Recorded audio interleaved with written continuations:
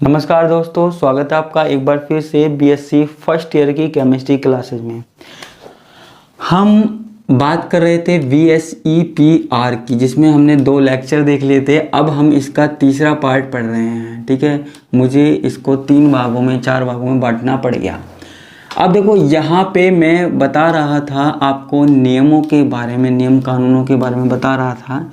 तो 2 रूल हमने पढ़ लिए थे। अब हमको तीसरा नियम पढ़ना है, तीसरा रूल पढ़ना है। तो वो तीसरा रूल, तीसरा नियम क्या है? ठीक है, तीसरा नियम पहले मैं लिख देता हूँ स्टेटमेंट कि यदि केंद्रीय परमाणु से जुड़े हुए परमाणुओं की, यदि केंद्रीय परमाणुओं से जुड़े हुए परमाणुओं की विद्युत ऋणता बढ़ती है। ठीक है, मान लीजिए कोई परमाणु है, केंद्रीय परमाणु, इससे एटम जुड़े हुए हैं। ठीक है, अगर इनकी इलेक्ट्रोनेगेटिविटी ज़्यादा है, मतलब कि इन दोनों के बीच में जो इलेक्ट्रॉन हैं उनको ज़्यादा आकर्षित कौन कर रहा है? ये वाले परमाणु ज़्यादा आकर्षित कर रहे हैं। कौन कर रहा है?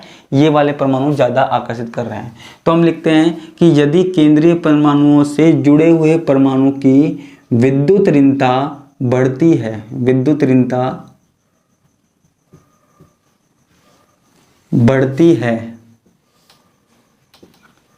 ठीक है, ये हमारे पास केंद्रीय परमाणु है, इससे जुड़े हुए परमाणुओं की विद्युत ऋणता बढ़ती है। तो बॉन्ड पेयरों के बीच में बंद युग्मों के बीच में प्रतिकर्षण कम होता है, प्रतिकर्षण कम होता है। समझने की कोशिश कीजिएगा। ये हमारे पास परमाणु हैं, अगर इनकी विद्युत ऋणता ज़्यादा है, इन वाले परमाणुओं की, और इलेक्ट्रॉनों का आकर्षण ज़्यादा किसकी तरफ है? इन वाले परमाणुओं की तरफ। ठीक है, इनकी तरफ ज़्यादा झुकाव है इलेक्ट्रॉनों का।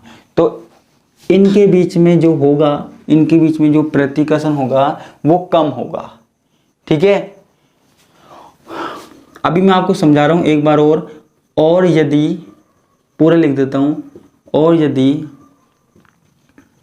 क्या, और यदि बंधित परमाणुओं, और यदि बंधित परमाणु यानी कि बॉन्ड पेयर परमाणुओं की विद्युत ऋणता, इलेक्ट्रोनेगेटिविटी, विद्युत ऋणता, परमाणुओं की विद्युत ऋणता कम होती है, कम होती है, तो बंद कोनों में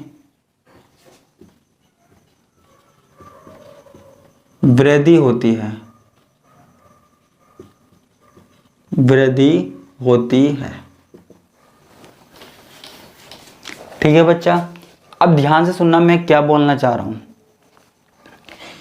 हमारे पास कोई परमाणु है, जैसे NH3 है,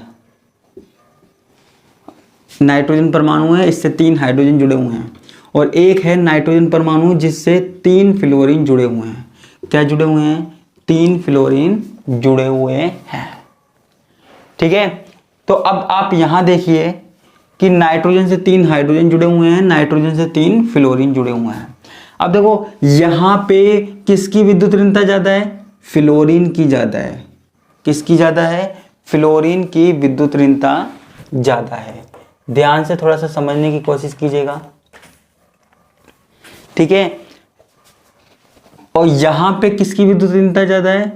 नाइट्रोजन की। ठीक है, यहां फ्लोरीन की विद्युत ऋणता ज्यादा है, और यहां पे यहाँ पे फ्लोरीन की विद्युत ऋणता ज्यादा है, यहाँ पे नाइट्रोजन की। अब अगर क्वेश्चन पूछा जाएगा तो पूछा जाएगा कि NH3 में जो बंद कोण होता है, ये जो एंगल है ना, एंगल, ये जो बंद कोण होता है वो होता है 107 डिग्री 18 मिनट। जो ये 2 बॉन्ड है ना, इनके बीच में कितना एंगल होता है? 107 डिग्री 18 मिनट। और जो NF3 है, यहाँ कितना बॉन्ड एंगल होता है? 102 डिग्री। कितना होता है बच्चा? 102 डिग्री का कोण होता है। अब यहां पूछा जाता है कि ये कोण यहां पे इतना कम क्यों है? अब आप ध्यान से देखिएगा, इन दोनों परमाणुओं के बीच में जो इलेक्ट्रॉन्स हैं उनका झुकाव किसकी तरफ ज़्यादा है? फ्लोरीन की तरफ ज़्यादा है। किसकी तरफ? फ्लोरीन की तरफ ज़्यादा आकर्षित होते हैं। अब ये तो क्या है, पहले से ही दूर दूर है। ये क्या है? पहले से ही दूर दूर है। आप ये देखिए, पहले से ही दूर दूर है। ठीक है, तो इसलिए इनमें ये क्या है? पहले से ही दूर दूर है, इसलिए इनमें ज्यादा प्रतिकर्षण नहीं होता और कोण केवल 102 डिग्री रहता है। और यहाँ पे जो इलेक्ट्रॉन है ना, उनका झुकाव नाइट्रोजन की तरफ जाता है, नाइट्रोजन की तरफ ज्यादा आकर्षित है ना, क्योंकि नाइट्रोजन यहाँ पे ज्यादा इलेक्ट्रोनेगेटिव है। तो यहाँ पे देखिए, यहाँ पे ये पास पास आ जाते हैं, ये पास पास आ जाते हैं। तो अब देखो, आपको पता है माइनस माइनस चार्ज पास आ जाएगा, माइनस माइनस चार्ज पास आ जाएगा, तो एक दूसरे को क्या करेगा? प्रतिकर्षित तो करेगा। ठीक है, एक दूसरे को क्या करेगा? प्रतिकर्षित करेगा। अब मान लीजिए मेरे पास कोई एटम है, मेरे पास 2 एटम हैं, जैसे ये है। ठीक है, यहाँ ऊपर देखो, ये जो मोड़ है कोने पर जहाँ मैंने पकड़ा हुआ है, ये यहाँ पे केंद्रीय परमाणु है और यहाँ पे मेरे पास क्या है? 2 एटम जुड़े हुए हैं। ठीक है, अब यहाँ आप आगे देखिए, अगर मैं यहाँ पे एक छोटी सी चुंबक लगा दूं, यहाँ छोटी सी चुंबक लगा दूं, तो इनमें प्रतिकर्षण होगा, है ना? होगा। एक तो मैंने यहाँ लगाई, है ना, लेकिन ज्यादा नहीं होगा, और एक मैंने यहाँ लगाई। ठीक है, एक मैंने यहाँ छोटी चुंबक लगाई, एक यहाँ मैंने छोटी चुंबक लगाई।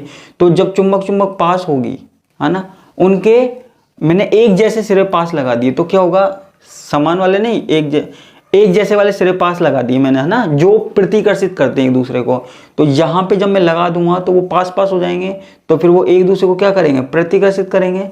तो वो इस तरीके से क्या हो जाएगा? दूर दूर हो जाएंगे, और दूर दूर हो जाएंगे। और अगर मैंने इधर लगाए, जो प्रतिकर्षण वाले हैं वो इधर लगाए मैंने, तो इधर तो वो पहले से ही दूर दूर है।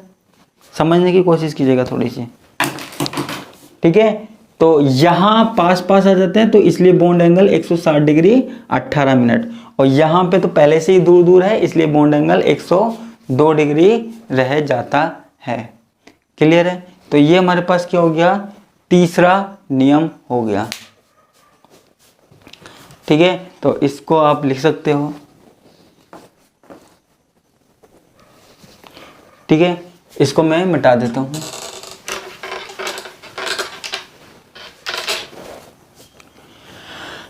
अब इसके बाद हम लिखते हैं अगला पॉइंट, लिखते हैं अगला 4th पॉइंट।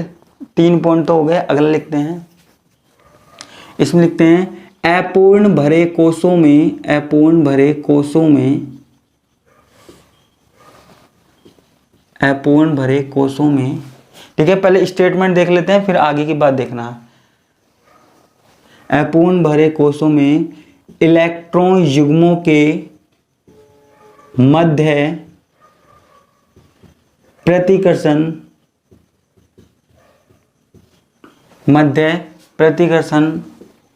पूर्ण भरे कोषों की तुलना में कम होता है। ठीक है, अपूर्ण भरे कोषों में इलेक्ट्रॉन युग्मों के मध्य प्रतिकर्षण पूर्ण भरे कोषों की तुलना में कम होता है। ठीक है, पूर्ण भरे कोषों की तुलना में कम होता है। ठीक है, अब ये कहना क्या चाह रहा है वो हम यहां पे देखते हैं। ठीक है, देखो, एक तो हमारे पास खाली खाली कक्षक हैं, एक हमारे पास भरे हुए कक्षक हैं। ठीक है, तो किसके मध्य ज्यादा प्रतिकर्षण होगा? किसके मध्य ज्यादा प्रतिकर्षण होगा? जहां इलेक्ट्रॉन भरे हुए हैं, जहां इलेक्ट्रॉन भरे हुए हैं। ठीक है, जहां इलेक्ट्रॉन ही नहीं है वहां पे प्रतिकर्षण कैसा होगा? वहां प्रतिकर्षण कैसा होगा? ठीक है, समझने की कोशिश कीजिएगा। जहां हमारे पास इलेक्ट्रॉन है प्रतिकर्षण तो वहीं होगा, जहां इलेक्ट्रॉन नहीं है, जहां हमारे पास खाली कक्षक है, वहां प्रतिकर्षण कैसे होगा? वहां होगा क्या? वहां कोई भी प्रतिकर्षण नहीं होगा या कम होगा। ठीक है, जहां इलेक्ट्रॉन कम है। तो अब देखो, ये जो स्टेटमेंट है उसको समझने के लिए एक क्वेश्चन देखते हैं। एक क्वेश्चन क्या है? H2S में H2O की अपेक्षा, ठीक है, H2S में H2O की अपेक्षा बंध कोण कम है, बंध कोण कम है, क्यों? ठीक है, ये हमारे पास एक क्वेश्चन है, ये कई बार पूछा भी जाता है। ठीक है, तो मैं आपको बता दूं आपकी जानकारी के लिए, H2S में जो कोण होता है वो होता है 92 डिग्री और 12 मिनट के लगभग होता है। ठीक है, और H2O में 104 डिग्री 30 मिनट होता है। ठीक है, ये हमारे पास H2O है, इसमें 104 डिग्री 30 मिनट होता है, और ये H2S है, यहाँ पे हमारे पास कितना होता है, यहाँ होता है 92 डिग्री 12 मिनट। ये हमारे पास कोण होता है। क्लियर है, ये इतना एंगल हमारे पास होता है। अब यहाँ पे बॉन्ड एंगल कम क्यों हुआ? ठीक है, मेरा स्टेटमेंट क्या है, अपूर्ण भरे कोषों में इलेक्ट्रॉन युग्मों के मध्य प्रतिकर्षण पूर्ण भरे कोषों की तुलना में कम होता है। ठीक है, देखो यहाँ पे सल्फर जो है, आप यहाँ पे देखिएगा, यहाँ पे आप क्या देखिएगा, जो सल्फर है, सल्फर, ठीक है, सल्फर के पास 9 ऑर्बिटल हैं, सल्फर के पास आउटर सेल में 9 ऑर्बिटल हैं। किसके पास? सल्फर के पास।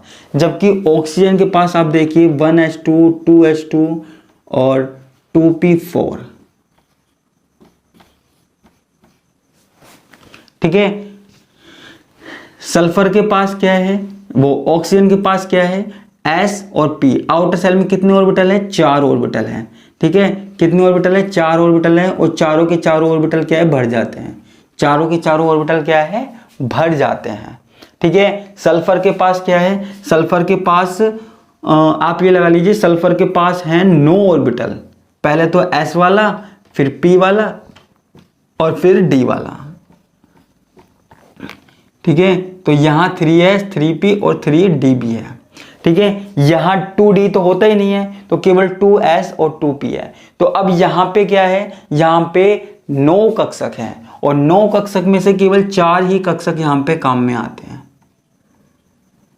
ठीक है, केवल 4 ही कक्षक काम में आते हैं, बाकी के 5 काम में नहीं आते हैं। ठीक है, तो यहाँ पे 5 ऑर्बिटल क्या है, खाली भी होते हैं। और मैंने बताया कि जब हमारे पास खाली ऑर्बिटल होंगे, खाली कक्षक होंगे, तो वहां प्रतिकर्षण क्या होगा, वहां प्रतिकर्षण कम होगा, इसलिए बॉन्ड एंगल कम होता है। प्रतिकर्षण कम होगा, इसलिए बॉन्ड एंगल कम है, तो यहाँ पे बॉन्ड एंगल क्या होगा, कम होगा, और यहाँ पे बॉन्ड एंगल क्या होगा, ज्यादा होगा। बस इतनी सी बात याद रखनी है कि जब हमारे पास खाली कक्षक हैं, खाली कोष हैं, है ना, खाली कक्षक हैं, खाली ऑर्बिटल्स हैं, तो वहां प्रतिकर्षण कम होगा और बॉन्ड एंगल भी क्या होगा, कम होगा।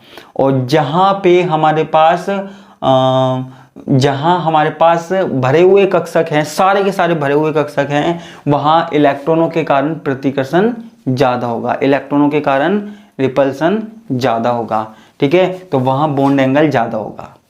इतनी सी बात याद रखनी है। तो ये हमारे पास क्या हो गया, ये हमारे पास 4th पॉइंट हो गया।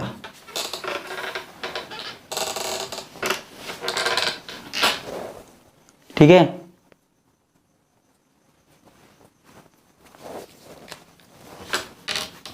अच्छा एक चीज देखिए, एक तो हमारे पास कार्बन कार्बन के बीच में सिंगल बॉन्ड है, एक कार्बन कार्बन के बीच में डबल बॉन्ड है, एक कार्बन कार्बन के बीच में ट्रिपल बॉन्ड है। मैंने आपको बताया था इलेक्ट्रॉन इलेक्ट्रॉनों के मध्य प्रतिकर्षण होगा। यहाँ पे हमारे पास क्या है, 2 ही इलेक्ट्रॉन होते हैं, आपको पता है। यहाँ 4 इलेक्ट्रॉन होते हैं, यहाँ 6 इलेक्ट्रॉन होते हैं। 2 2 4 2 6 बॉन्ड की बात कर रहा हूं मैं, और यहाँ बॉन्ड में 4 इलेक्ट्रॉन हैं, यहाँ केवल 2 इलेक्ट्रॉन हैं।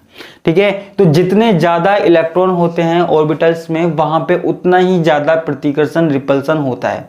तो अब आप ये बताइए कि यहाँ पे सबसे ज्यादा रिपल्सन कहाँ होगा, सबसे ज्यादा प्रतिकर्षण कहाँ होगा, सबसे ज्यादा रिपल्सन किस किस के बीच में होगा? तो मैं आपको बता दूं, यहाँ पर सबसे ज्यादा जो प्रतिकर्षण होगा, सबसे ज्यादा जो रिपल्सन होगा, वो ट्रिपल बॉन्ड वालों में होगा। किस में होगा? ट्रिपल बॉन्ड वालों में होगा। तो हमारा लास्ट का नियम भी यही है। हमारा क्या नियम है? हमारा नियम है एकल बंध की तुलना में, एकल बंध की तुलना में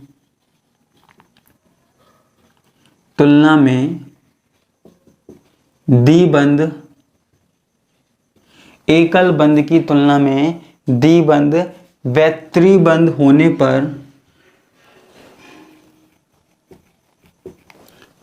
डबल बॉन्ड और ट्रिपल बॉन्ड होने पर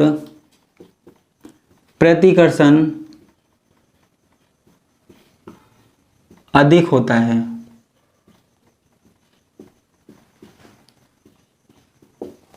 ठीक है, अगर हमारे पास डबल बॉन्ड और ट्रिपल बॉन्ड है तो वहां पे प्रतिकर्षण ज्यादा होगा।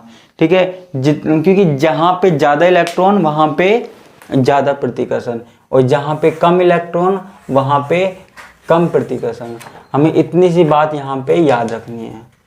ठीक है, तो ज्यादा इलेक्ट्रॉन ज्यादा प्रतिकर्षण और कम इलेक्ट्रॉन कम प्रतिकर्षण होता है। ठीक है, तो ये हमारे पास क्या हो गया, पूरा का पूरा BSE-PR सिद्धांत हो गया। अब इसके बाद हम इसमें कुछ अणुओं और आयनों की संरचना की व्याख्या करेंगे। ठीक है, अणुओं और इलेक्ट्रॉन की व्याख्या करेंगे, और इसकी कुछ कमियां भी हैं, इसकी कुछ कमियां भी हैं।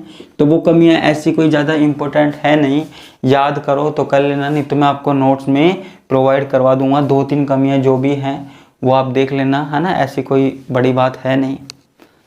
ठीक है, तो ये हमारे पास क्या हो गया, BSE-PR कंप्लीट हो गया, balance cell electron pair repulsion theory. तो आज के लिए सिर्फ बस इतना ही, बाकी का हम देखेंगे नेक्स्ट क्लास में। धन्यवाद, नमस्कार, बाय बाय।